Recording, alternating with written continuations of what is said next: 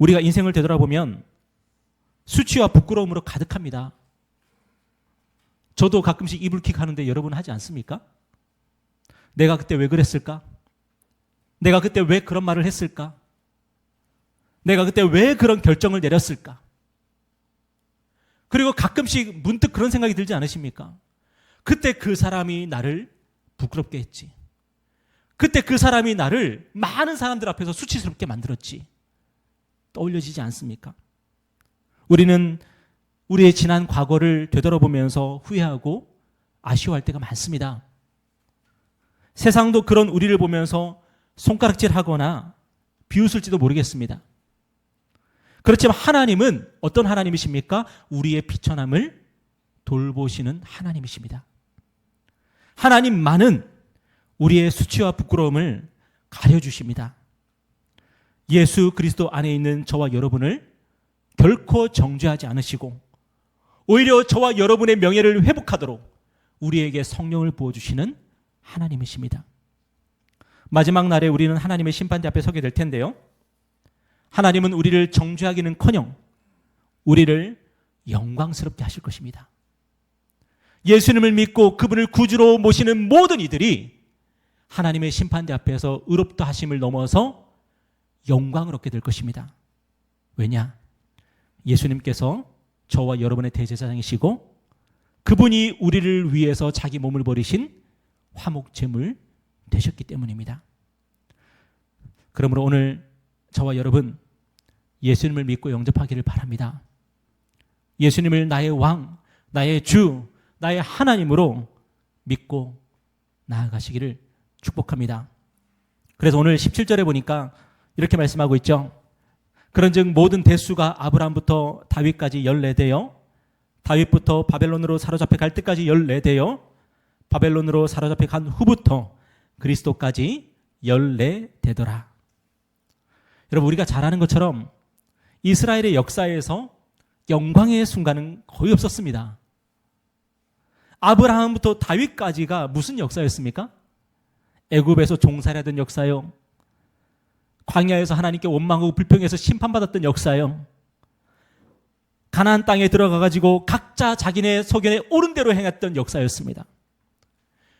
여러분이 출애굽기를 읽고 또 민수기를 읽고 사사기를 한번 읽어보십시오.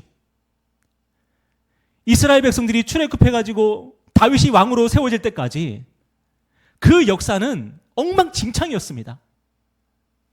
죄 짓는 역사고 온갖 음란하고 온갖 불의하고 죄 짓는 그런 역사였습니다. 그래서 가끔씩 그런 생각이 들지 않습니까? 우리는 어떻게든 우리의 역사를 자랑스럽게 꾸미려고 합니다. 어떻게든 영광스럽게 꾸미려고 합니다. 그래서 우리의 민족적 자긍심을 높이려고 하죠. 그런데 이스라엘의 역사를 보면은 너무나도 적나라하게 이스라엘 백성들이 무슨 죄를 지었는지를 기록하고 있습니다. 그러니까 그게 단순한 일반 역사가 아니라 하나님의 역사인 거죠. 여러분 그리고 다윗부터 바벨론으로 사로잡혀 갈 때까지는 어떤 역사였습니까? 대부분 하나님을 버리고 바알을 숭배했던 역사였습니다. 여러분 한번 이스라엘의 왕들을 꼽아보십시오. 이스라엘 왕들을 전부 다 꼽아보면 42명 정도 되는데 그 중에서 정말로 하나님을 신실하게 섬겼던 왕이 누가 있습니까?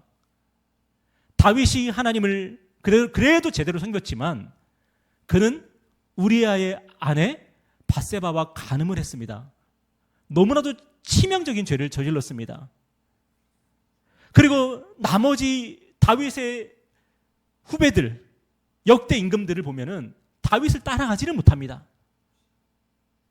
겨우 다윗을 따라갔다고 하는 사람들이 몇 명 있긴 한데 그들도 늘 부족하고 연약한 모습으로 나타나죠.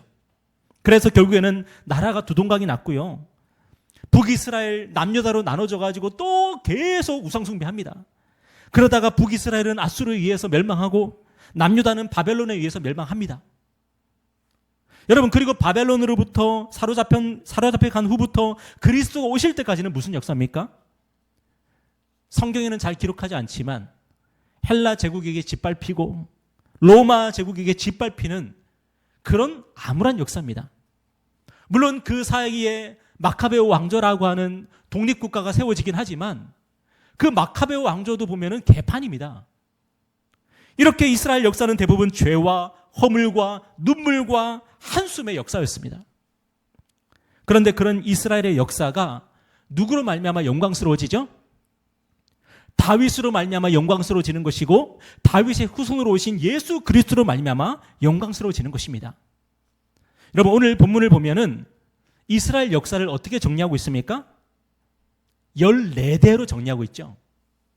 아브라함부터 다윗까지가 14대고 다윗부터 바벨론 포로기까지가 14대고 포로기부터 예수님까지가 14대라고 14대씩 정리하고 있습니다. 여러분 그런데 이 14대가 뭐냐면 14라는 숫자는 히브리어로 다윗의 숫자입니다.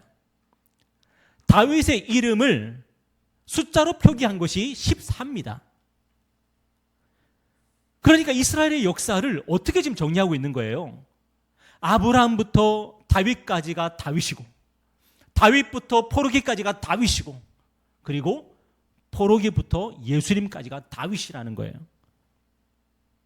성경은 이스라엘의 말 많고 탈 많던 이 역사를 다윗으로 정리하고 있고요. 그리고 다윗의 후손으로 마침내 오신 예수 그리스도로 정리하고 있는 겁니다. 오늘 저와 여러분의 인생도 마찬가지라고 생각합니다. 오늘날 많은 사람들이 인생의 의미를 찾지만 결국 찾았어요? 못 찾았어요? 요즘에는 적나라하게 얘기를 하더라고요. 인생의 의미는 없다고. 요즘에는 적나라하게 얘기하대요. 심지어 사람들은 인생의 의미가 없다고 말하는 시대를 오늘 저와 여러분이 살고 있습니다. 그럼 왜 삽니까 도대체? 인생의 의미가 없는데 왜 사는 겁니까? 못 죽어서 사는 겁니까? 그런데 성경이 저와 여러분에게 뭐라고 말씀하고 있어요?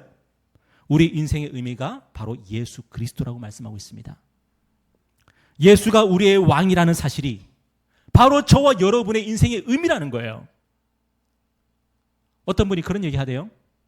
왜 사냐고 묻는다면 왜 사냐고 누군가가 물을 때에 우리는 뭐라고 대답하면 되냐면 내가 이것을 위해서 죽을 수 있다고 대답하면 된대요.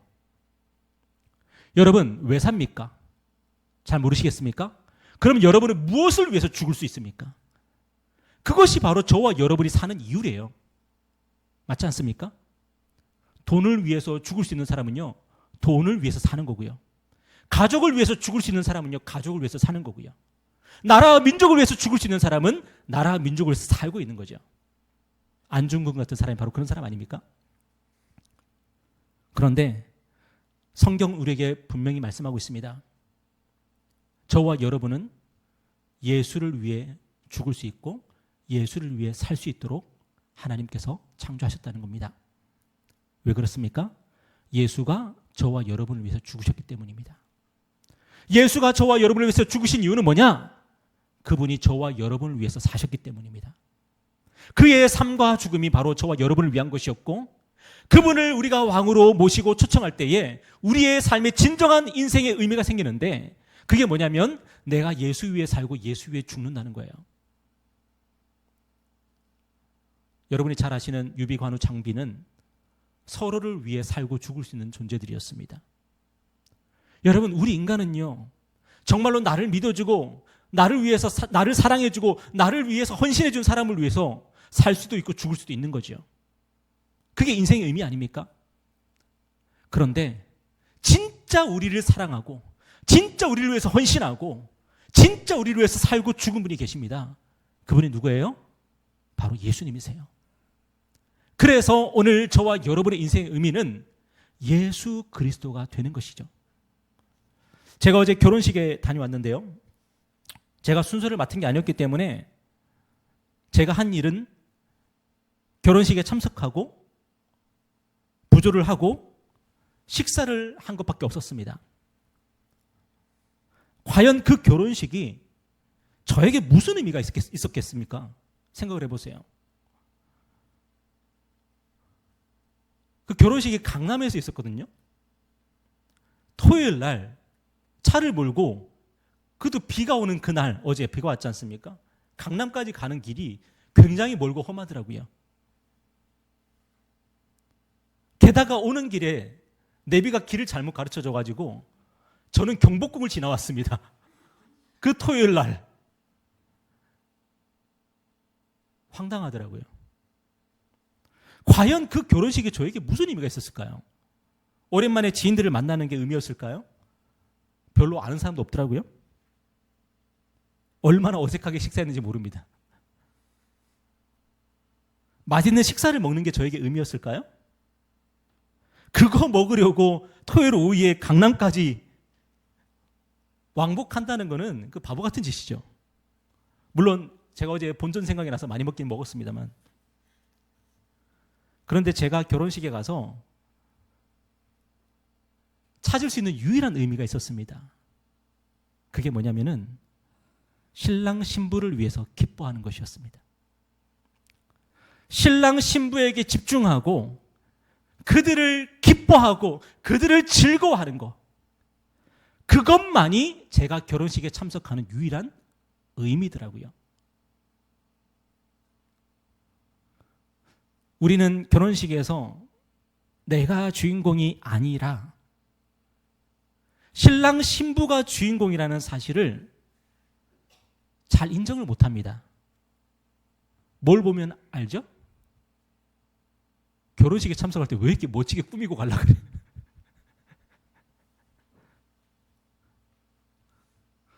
사람들은 우리에게 관심이 없습니다. 오직 신랑 신부에게만 관심이 있지 하객들에게는 관심이 없는 게 결혼식입니다. 그게 정상이죠. 그런데 우리의 마음속에는 어떤 마음이 있냐면 결혼식에 참석해서 신랑 신부가 아니라 내가 예뻐 보이고 싶어하고 사람들이 나를 멋있다고 말해주기를 바라는 그런 마음이 우리에게 있죠. 우리가 교만해서 그렇습니다. 아직까지 주제 파악을 못하는 거죠.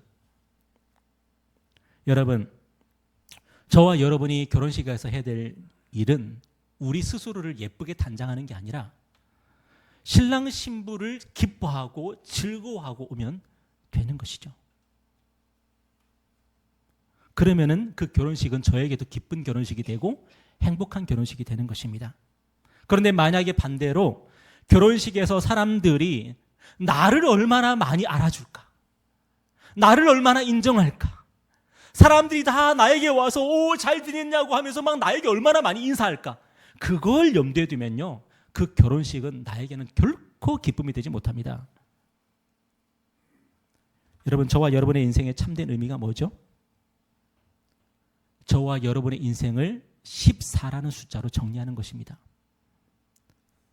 다윗의 후손으로 오신 예수 그리스도, 그분이 내 인생의 주인공이라는 사실로 내 인생을, 내 삶을 정리하면 우리의 삶은 정말로 최고의 삶이 되고 복된 삶이 될 수가 있는 것입니다. 누가복음 1장에 보면은 이런 이야기가 나와요. 한번 우리 교독해 볼까요? 41절 제가 읽고 42절 여러분 읽고 44절까지 한번 읽어보겠습니다. 엘리사벳이 마리아가 문안함을 들음에 아이가 복중에서 뛰노는지라. 엘리사벳이 성령의 충만함을 받아 큰 소리로 불러 이르되 여자 중에 내가 복이 있으며 내 태중의 아이도 복이 있도다. 내 주의 어머니가 내게 나오니 이 어찌 된 일인가? 보라, 내가 문안하는 소리가 내게 들릴 때에 아이가 내 복중에서 기쁨으로 뛰놀았도다. 얼마나 멋집니까? 마리아가 예수님을 잉태하고 친척인 엘리사벳을 찾아갑니다. 학자들이 말하는 바에 의하면 이 엘리사벳은 마리아의 이모였거나 아니면 사촌, 나이 많은 사촌이었을 거라고 그렇게 추정을 합니다. 그때 엘리사벳은 이미 세례 요한을 잉태하고 있는 상태였습니다. 세례 요한과 예수님이 한 6개월 정도 차이가 나거든요. 그런데 마리아가 엘리사벳을 찾아가서 엘리사벳에게 언니 또는 이모 하는 순간 무슨 일이 일어났다고요? 엘리사벳의 뱃속에 있던 세례 요한이 기뻐서 난리가 났답니다. 우와! 왜죠? 내 주 예수가 오셨기 때문입니다. 세례 요한이 엄마의 뱃속에서부터 성령이 충만해서 내 구주 예수가 오셨다는 그 사실에 기뻐 뛰놀았던 것입니다. 나중에 세례 요한이 사역을 하고 회개의 메시지를 전하면서 요단강에서 사람들에게 회개의 세례를 베풉니다. 수많은 사람들이 세례 요한을 찾아왔고 세례 요한의 말씀을 들었고 세례 요한에게 세례를 받았습니다. 그런데 얼마 후에 예수님이 역사의 전면에 등장하셨습니다. 예수님의 공생애가 시작된 거죠. 그러자 사람들이 세례 요한이 아니라 예수님의 말씀을 들으러 가고 예수님의 제자들에게 세례를 받기 위해서 나아갔습니다. 여러분, 세례 요한이 어떻게 됐을까요? 인기가 급추락하기 시작했습니다. 더 이상 사람들이 세례 요한에게 몰려들지 않고 세례 요한의 제자들은 할 일이 없어서 개점 휴업 중인 상태로 전락하는 겁니다. 그러자 세례 요한의 제자들이 세례 요한에게 불평하기 시작합니다. 저기 사람들이 다 예수한테 간다고. 예수님, 저분은 당신 동생 아니냐고, 동생뻘 아니냐고, 좀 어떻게 좀 해보라고 막 그러는데 요한복음 3장에 보니까 세례 요한이 뭐라고 말해요? 교독해 볼까요? 제가 28절, 여러분 29절. 내가 바란 바 나는 그리스도가 아니요 그의 앞에 보내심을 받은 자라고 한 것을 증언할 자는 너희니라. 신부를 취하는 자는 신랑이나 서서 신랑의 음성을 듣는 친구가 크게 기뻐하나니 나는 이러한 기쁨으로 충만하였노라. 다 같이 그는 흥하여야 하겠고 나는 쇠하여야 하리라. 세례 요한이 뭐라고 고백했다고요? 나는 그리스도가 아니요. 나는 내 인생의 주인공이 아니요. 나는 이 역사의 주인공이 아니요. 나는 신랑도 아니고 저 아리따운 신부는 나의 신부도 아니고 예수님이 맞이할 신부지만 나는 내 친구가 결혼을 하고 그 신부를 맞이하는 것을 보면서 나는 너무 기쁩니다. 이 결혼식이 나에게 왜 이렇게 기쁨을 주는지 모르겠습니다. 내 결혼식도 아닌데. 왜죠? 내가 예수를 기뻐하니까. 신랑이신 예수를 기뻐하니까 이 결혼식은 행복해 죽겠는 거예요. 사람들이 나한테 아무도 인사하지 않고 사람들이 나한테 아무도 멋있다고 해주지도 않는데도 불구하고 이 결혼식은 내 생애 최고의 결혼식이에요. 왜요? 내 주 예수가 신랑이니까. 그는 흥하여야 하겠고 나는 쇠하여야 하리라. 이것이 오늘 저와 여러분이 복된 삶을 사는 비결입니다. 오늘 우리 안에 불안과 초조, 절망은 무엇입니까? 하나님은 예수를 믿는 저와 여러분이 불안과 초조와 절망에 휩싸여서 살지 않게 만들어 놓으셨습니다. 예수 그리스도가 나의 구주가 되셨고 하나님이 나의 아버지가 되시고 성령께서 우리와 함께 하시는데 무엇이 그렇게 초조하고 낙심이 되고 절망이 됩니까? 이유는 딱 하나밖에 없죠. 우리가 매일매일 뭐라고 고백하고 살고 있어요? 내가 그리스도요. 내가 그리스도요. 이 결혼식의 신랑은 바로 나요. 그리고 우리는 뭐라고 말해요? 나는 흥하여야 하겠고 주님은 쇠하여야 하리라. 우리는 예수님을 십자가에 못 박고 난 뒤에 계속 십자가에 계시라고 말합니다. 왜? 나는 십자가에 달리기 싫으니까. 나는 잘 돼야 되니까. 나는 성공해야 되니까. 예수님 나를 위해서 십자가에 가만히 계십시오. 우리는 예수 그리스도의 역사를 자꾸만 나의 역사로 만들려고 그러고 예수 그리스도의 결혼식을 나의 결혼식으로 만들려고 그러고 예수 그리스도의 동무대가 되어야 될 그 공연장을 모든 스포트라이트를 내가 받으려고 하며 살고 있습니다. 오늘날 사람들은 누구 때문에 기뻐하려고 해요? 나 자신 때문에 기뻐하려고 합니다.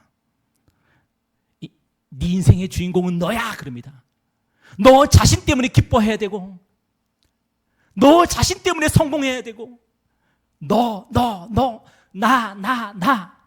이게 오늘날 시대 정신이죠. 그래서 행복하십니까? 그래서 행복하십니까? 내가 인생의 주인공 노릇하려고 하니까 행복하십니까? 내가 사람들의 스포트라이트를 받으며 살아야 된다는 그 목표, 그 일념 하나로 살고 있으니까 여러분 행복하십니까? 그것이 오늘 우리의 불안과 우울과 정신병의 근원 아닙니까? 어떤 철학자가 그런 말을 했더라고요. 니체가 말한 대로 살면 진짜 위험하다고요. 그 사람은 오래전부터 다 니체를 꿰뚫어 봤더라고요. 니체가 말한 대로 살면 정말 위험하다. 니체가 말한 게 뭐예요? 우리 모두가 다 슈퍼맨이 돼야 된다는 거 아닙니까? 예수를 믿고 예수님께 순종하고 온유하고 겸손하게 사는 거, 그거 다 노예들의 윤리라고. 지들이 약하니까 그런 거라고. 지들이 약하니까 온유해야 된다, 겸손해야 된다, 그러고 살고 있다고. 우리는 모두 다 초인이 돼야 되고 슈퍼맨 돼야 된다고. 그게 얼마나 위험한 얘기인지요. 그렇게 살다가 망한 인생이 히틀러잖아요. 그런데 하나님은 저와 여러분에게 예수님을 주시면서 우리에게 뭐라고 말씀하셨어요? 세례 요한처럼 살아야 된다고 말씀하시는 거예요.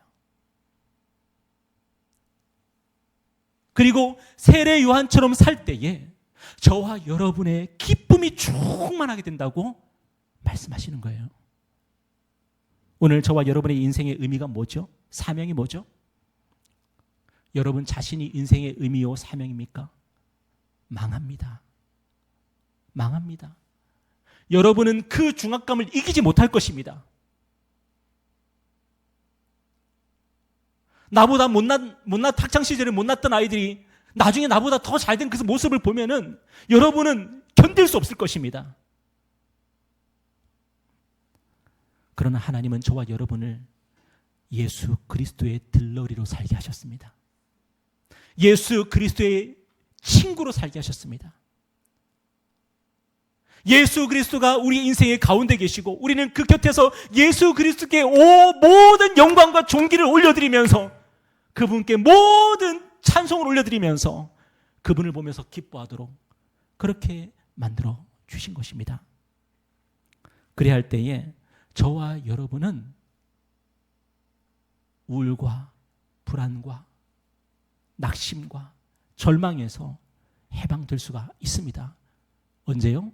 예수가 나의 구주가 되실 때, 예수가 나의 왕이 되실 때 우리는 나라는 감옥에서, 나라는 늪에서 우리는 빠져나오고 해방될 수가 있는 것입니다.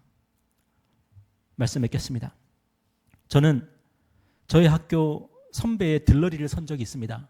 제가 그때 들러리라는 게 나 같은 사람도 들러리 하나 싶었는데 저보고 들러리 하라 그러더라고요. 그래서 들러리가 뭐냐 물어보니까 나만 따라다니래요. 그날 결혼식을 하는 그 선배의 뒤만 쫄쫄 따라다녔어요. 그 쇼핑백 하나 들고. 그러면서 누군가가 선배한테 직접 축의금을 주는 그런 사람들이 있더라고요. 부모님한테 안 주고. 그 축의금을 받아가지고 그 쇼핑백에 탁 집어넣고 체크하고 또 갑자기 뭐 전화기를 달라 그러면 제가 가지고 있던 전화기 주면서 또 통화하게 해주고 그런 온갖 심부름을 다 하는 게 들러리더라고요. 그래서 하루 종일 그 선배 졸졸 따라다니면서 들러리 하고 그 선배가 모든 일정을 다 마치고 차를 타고 떠날 때까지 저는 그 곁을 지켰습니다. 아무도 저를 주목하지 않더라고요. 그런데 어쨌든 저는 열심히 했습니다. 저한테 고맙다고는 안 했지만 고마웠겠죠? 그래서 제가 결혼할 때 한 후배에게 들러리를 맡겼습니다. 그런데 그게 저의 실수였습니다. 그날 후배는 지각을 했고요. 나중에 나타나가지고 여기 있으라 그러니까 또 어디 갔어. 나중에 어디 간지 모르겠어. 안 보여요. 자기 아는 사람들 만나서 또 막 노닥거리고 있고 막 그러거든. 하나도 도움이 안 되는 거예요. 제가 그날 그 후배 때문에 굉장히 속상했습니다.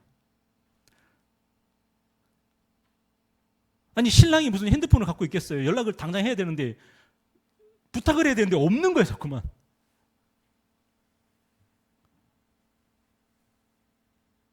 하나님이 자기 아들 예수의 들러리로 저와 여러분을 불러주셨습니다. 이것이 얼마나 영광스러운 것입니까? 우리가 예수 옆에서 그분을 기뻐하면서 그분을 즐거워하면서 그분이 잘 되는 것을 보면서 나도 기뻐하고 우리 인생 그렇게 만들어주셨습니다. 나중에 하나님이 저와 여러분의 인생을 평가하실 때 무엇을 가지고 평가하실까요? 우리가 얼마나 위대한 사람이 됐는지? 우리가 얼마나 성공적인 인생을 살았는지? 그렇지 않습니다. 세례요한처럼 예수 그리스도를 높이고 나는 낮아지고 예수 그리스도가 잘 되고 나는 망하고 예수 그리스도가 신랑이 되고 나는 곁에서 열심히 박수치는 삶을 살고 그렇게 한 것을 보실 때에 하나님은 우리에게 착하고 충성된 종이라고 칭찬해 주실 것입니다. 오늘 악한 마귀는 우리가 주인공이라 그럽니다. 우리가 찬송과 영광을 받아야 된다 그럽니다. 그 유혹과 속임수에서 빠져나오시기 바랍니다. 저와 여러분의 인생은 오직 나의 신랑이요 나의 친구이신 예수께 온 힘을 다해서 손뼉치며 박수치며 그분을 노래하고 그분께 모든 영광 올려드리는 삶을 살아갈 때 저와 여러분의 인생은 정말 행복할 것이고요. 잘 될 것이고요. 성공할 것이고요. 기쁨이 충만하게 될 것입니다. 기도하겠습니다.